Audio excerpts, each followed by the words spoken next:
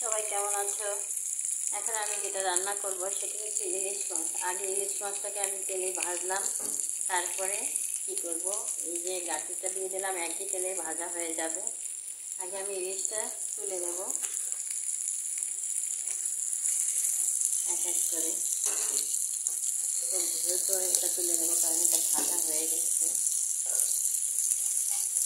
একই তেলে ভাজলাম যাতে বেশি তেল খরচ না করি,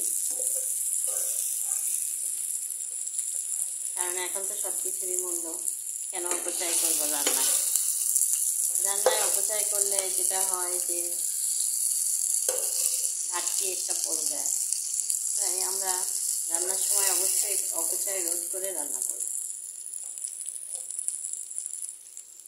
তো এই যে উঠিয়ে নিলাম, আর ওদিকে আমার এক পিঠ ভাজা হয়ে গেছে।